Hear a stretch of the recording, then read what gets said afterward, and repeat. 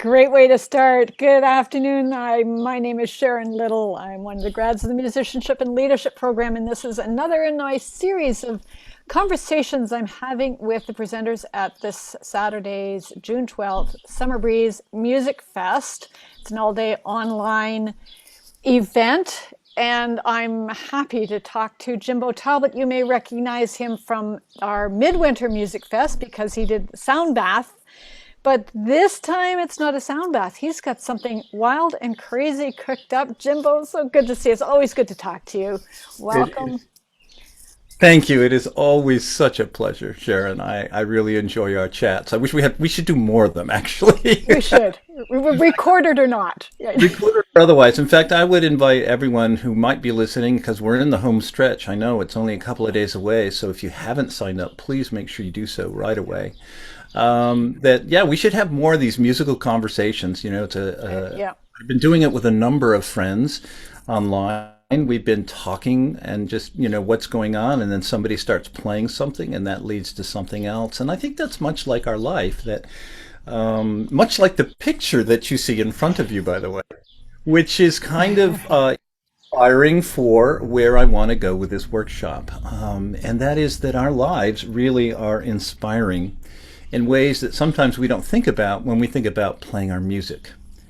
And so I don't know whether it's going to show up in the actual handout or not. There was a little bit of a snafu, I guess, logistically, but I call this the Come Into My Kitchen, your PFFFFFA variety, musical ideas and The title alone, Jimbo. So if that doesn't get you, I don't know. And you all got to know that with Jimbo, you're going to come into someone who breaks molds, who goes his own way, who will try all kinds of new things, and he will take all of the music for people activities and all of his drum circle facilitation skills, and he'll throw them together into a kitchen sink and come up with something quite innovative and very new. He's really an idea breaker, an idea generator, and anything that Jimbo does, I am in for. And you've also got to know that this is part of Jimbo's grad program, because he is about to graduate after taking a spectacularly circuitous route. You've been doing this for a long time. Long time. And he is about to graduate from for this level 3 from the Musicianship and Leadership Program. And that will mean that what you're talking about community and talking and getting on and doing some music is what the grads have been doing for the past year and a bit at our grad lounge every week. So you've been doing it out wide. So I'm just going to turn it over to you for a minute, because I know you know what you want to talk about, to describe this workshop, play shop, life, whatever. Go. It's really great that you talk about being a mold breaker. I consider myself a musical outlaw. And it started even way back in high school. I tried the really tried and true classical form of learning. And indeed, I did finally manage to get my bachelor's degree in voice performance. But all along the way, I struggled so many times when I was asked to do something a certain way and I just wasn't feeling it. And I just couldn't help myself. I say, no, I don't want to do that. And of course, that led to me getting asked to leave some groups and to do different things. But what I have learned in the process, and I think that's what's key here, is I have met so many incredibly creative, and I hear the music in the background. It sounds like that music. It's a tractor. I've got a tractor and I've got birds. Right now I'm trying to cut out the tractor, so we're in the tractor now. We're gonna fast on by. There it is. It's just like this. That there's everywhere you are, in every moment, in everything you ever experience, there's creativity. The Beatles for me were such a profound influence because they were willing to go anywhere and everywhere and experience everything, and brought that into the music. And I think all of us can relate to that music. And I think that's what made their music so much deeper and more profound and ever changing, because we're not static beings. We keep changing. I had a student who wanted to learn how to drum. She wanted to learn how to do traditional African drumming. And we sat down opposite one another like we did when we could at that time, and we were going to just start a simple heartbeat pattern. And after about 10 seconds, she did not play with me, and I played a little longer, and she still did not play. And I said, is there a reason why you're not playing? She goes, I can't do this. I can't sit still. I can't sit. I don't know how to play.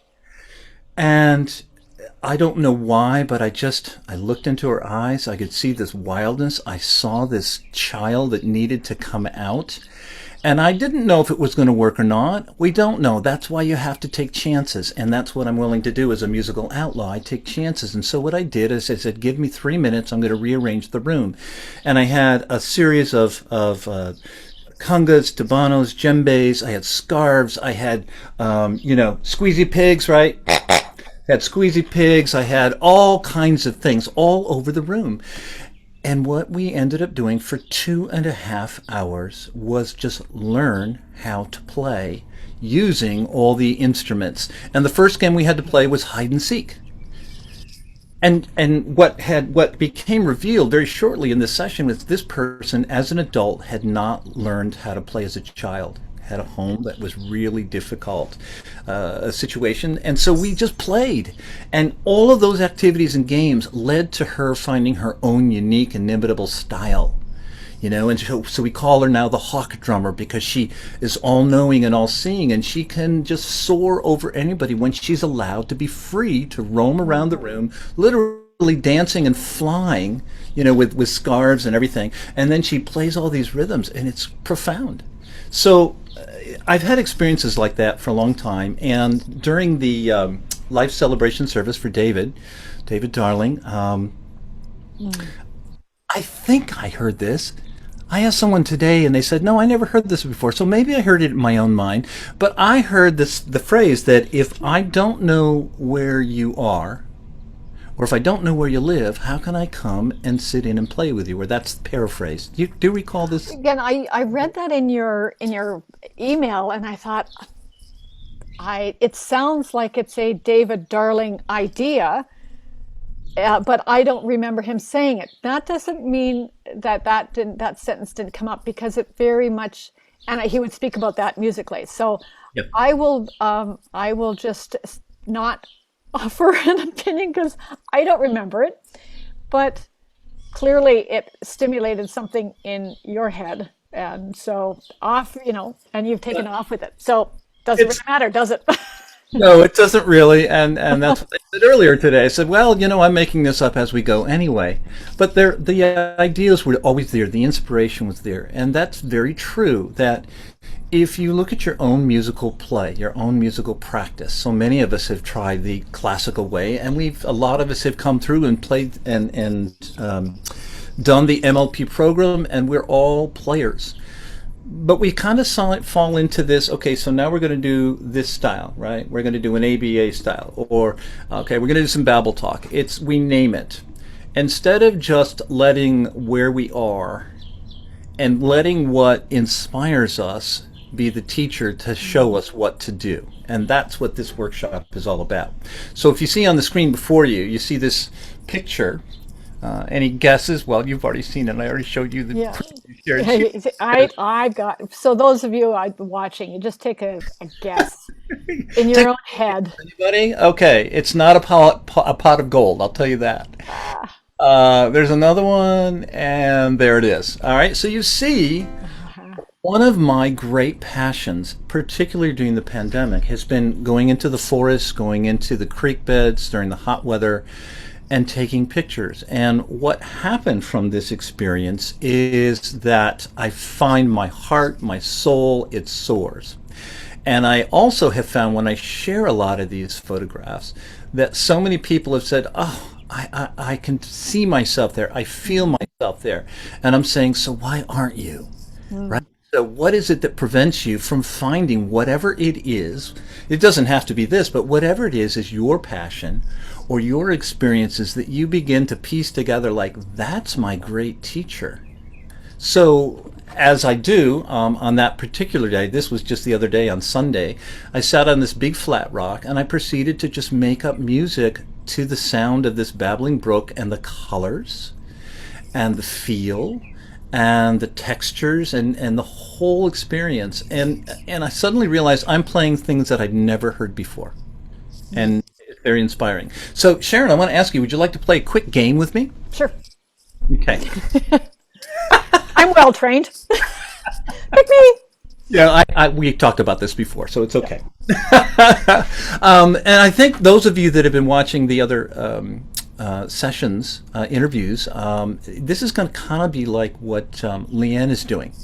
So I want you to think of, Sharon, an activity that you absolutely love to do.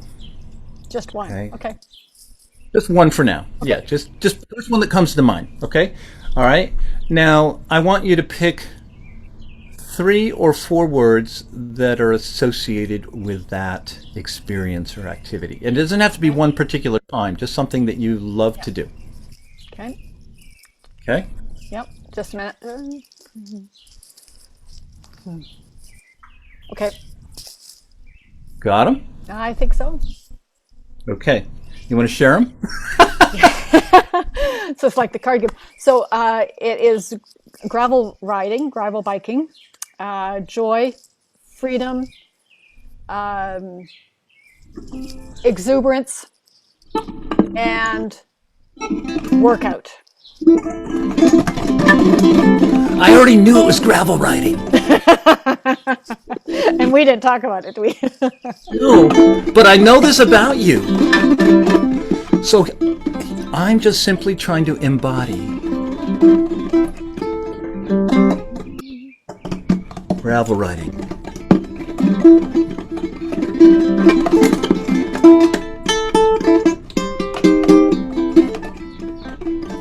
And then I would invite you to play along. Okay. And all right. It will have a, okay. We can try that. I'm not sure about the latency in the Zoom here right now. Yeah, I think because we're having a little bit of glitch. But so let's try that. We'll, just as an example, that's something that we can do and we will do in the workshop. So what I'm going to present is a series of ideas. That's just one of them. Another is to play to some of my inspirations, but my hope is that very quickly it gets into more of a forum where everyone gets to look at and explore their own inspirations, their own passions.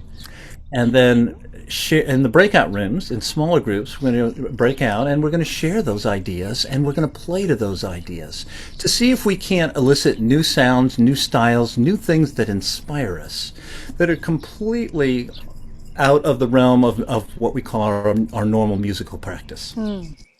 So this sounds really... This is really an example of where you've taken MFP-inspired activities into your own, you're going to give your own twist, and you're going to see where can we go with this. It's all improv. It's all based on all the stuff that we've done. Who do you think would, as you're talking, as I'm talking, I can kind of think of some people, who this might be for, who might say, oh, if you were to say, if you are looking for, or if you are, then this is a workshop for you to try. So if you are someone who maybe I'm not unsure about even improvising, here's some ideas, some new ideas to try. Because once again, there are no wrong notes, but once we start talking about a particular idea and we set it up and we play a few notes or examples, we kind of fall in place with, well, I'm not sure I'm doing it right. So there's no way you can screw this up. So that's perfect for those individuals. It's also perfect for someone who might be feeling like I'm kind of in that musical rut where I'm just doing the same thing over and over again. And there's more to my life than just my music. So anyone who's, maybe I spend too much time just playing music and I don't allow myself, because this is about where our heart is, right? What's in your heart? Where's your heart soaring? Something else that inspires you to try something new. So for me, it's just the marriage of a number of things that I love so much about this life. And when I can put them together, I can't think of going any deeper than in that space. And this is the work that I present to a lot of the communities that I go out into. I do a lot of senior communities and learning communities that learn not in the same way that you and I might learn. And so this is what we do. I take everyday examples. What is it that they're motivated about? So we're going to just play with the whole notion. Awesome. Looking at my notes. This is the thing with Jimbo, is that you could just, I could just listen to him, because he has really been thinking and dreaming and cogitating and playing and sinking deeply into this for so many years. And he brings so many things into this that I can just let him talk, because he knows he's going to connect this. So yeah, you can, so there's this joyful kind of thing that goes on, but then there's also like the couple of other ideas that we have for this workshop is, well, come into my kitchen. I think of, Robert Johnson blues, right? Yeah. So slowing it down, getting it really deep, because I think a lot of us are afraid to do that too. As soon as we're asked to play, we're like, okay, I can play. Instead of like, take that one quality sound. What is it? Really, and really let it ring out. And see where it goes inside before you go to the next place. So that's another thing that we can do. This is a huge simplification, because trained musicians want to be flashy and fast. And a lot of notes and fast is just a lot of notes and fast. Mm-hmm. It isn't necessary. When I was going through the MLP, we had one exercise. Now this is going back 25 years, so this is how profound it was. It was from William Matthew's The Listening Book, and it was singing with a string or playing with a string. And I took my guitar, I have a nylon string guitar, and put my ear on the body of the guitar and played one string. And I'll tell you, Jimbo, that shook everything up. And I think it was in that simplicity that a lot of stuff just drops away and opens up. So I love that you're going simple, like a wooden spoon on a pot in your kitchen. Oh yes, don't forget to bring some kitchen gadget implement. You can even bring a hand appliance as long as your extension cord's long enough. Because we're going into the kitchen. This is a place where anything goes. Including the kitchen sink. Including the kitchen sink. Carry it. Oh my goodness. I don't know if it's life imitating art or art imitating life, but it really, to me, they go hand in hand. Everywhere I am, there's music, and everywhere there's music to be expressed and experienced. So I just want to bring more opportunities for people to explore those ideas. And if they haven't had this opportunity, I think this is going to be a great chance to do so. And we'll have lots of little breakouts, so you have lots of opportunities to try things out. And also the feedback and forth, questions and answers, and what are people learn from others' experiences? What are other people doing? So you've done a lot of, and here goes the tractor again. There's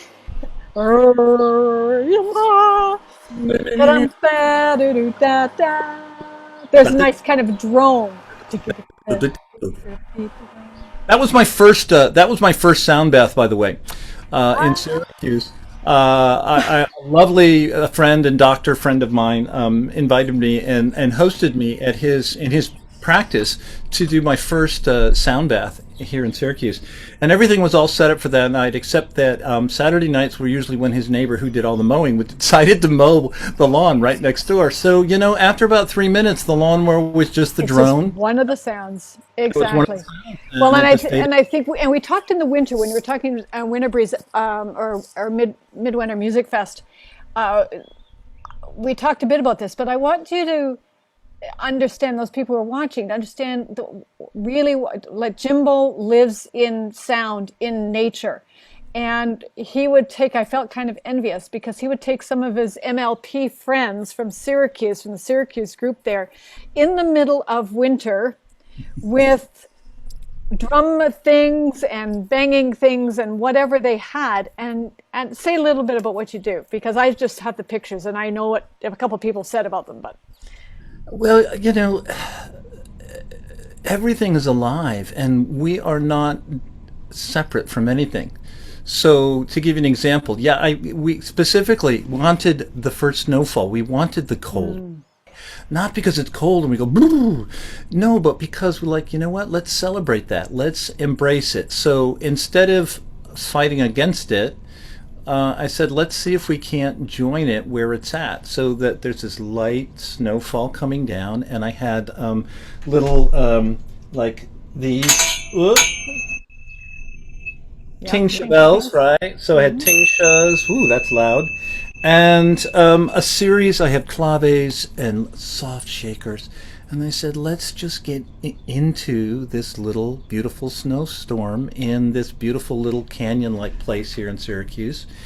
And I just think that should be done everywhere. I used to take kids out when I taught experiential education, and I said I need 48 sets of drumsticks this year for my classes, and so they gave me drumsticks to take out on nature hikes, because there's always something inviting you to explore, and it's about the connection that we make. So I know you just said that, and that's really what it is, making a connection with one another and with everything around us. When you were describing the going out in the first snowfall and the sounds and the softness, it reminded me of a Robert Frost poem, "Stopping by Woods on a Snowy Evening." That would be another, that'd be a very cool thing to kind of read that on the solstice in the woods with the really, what better? What more can we say? I'm thinking we should have, I think we have an MFP gathering, a live first gathering sometime this fall. October, Canadian Thanksgiving. Canadian Thanksgiving. And I can't think of a better way to celebrate than for a bunch of us to find a really frozen cold pond. In October? In October, and all get in together and make music in the frozen cold water. Yeah, you go for that, Jimbo. I don't think the Bordeaux will be open by then. Well, you're all I also don't think the water will be frozen. But anyway, there we go. But listen, I know you have one. Do you have anything else before? I know you have one last photo, which is just delightful. Oh. Any last wise words, my dear? Yes. I want you to know that no matter what you're doing, no matter what you're playing, it's okay. That you're okay, that it's okay, no matter what you're feeling about your music, it's okay. No matter what you think about your music or any music, it's okay. It's all okay. And it's been a lesson I've had to learn a lot this year during the pandemic, that it's really all okay. And that even when things, I saw this performance last night, it was bawling my eyes out. This woman who's going through just the worst imaginable personal health crisis in the world. It was on for millions of viewers. Some of you may have seen this, but she's describing her body, how it's being physically ravaged. But she gets up and sings this most beautiful song, and she's the most beautiful, blithe spirit. And they're saying, "How can you be this way when, this is going on?" She says, "Because you can't wait for life to suddenly get better before you're going to be happy about your music." That's been the biggest thing for me. No matter where you are, no matter what you're doing, no matter what is in front of you, be happy with it, because you might just as well, because you're going to be there anyway. Exactly. That's what's it's and you don't know, and this is what the pandemic has really taught us. You don't know. That's You right. can't plan in some ways. Right now we can't plan. We can kind of plan, and we have to hold everything. Whenever we do an MFP workshop, we make a plan, and then we go with what's in front of us. So That's what's right. true now, and what's the next right thing? Mm-hmm. Yeah, Jimbo, thank you. This has been a delight. But I want to see. Do you have any comments before you say that? Let's me see that last photo. Uh, About that photo. if you're on the fence about coming this weekend, just that's your signal to say, you know what, this is going to be great. There's always something good in there. So do sign up if you haven't done so, and I look forward to joining you. Awesome. And we do have we have scaled tuitions, so you can go to musicforpeople.org, go on to workshops and online events, and you'll see SummerBreeze Music Fest there. We look forward to seeing you. Jimbo, thank you so much. It's been an absolute pleasure as always. And here's Jimbo in his element. Oh, Well, well, there. You can't really see him there. He's hiding behind the tree. here I am. There we go. Ah! Come join in the water. It's fine. Look forward to seeing y'all soon. Thanks very much. Thank you, everyone. Thank you, Jimbo. And we'll see you Saturday.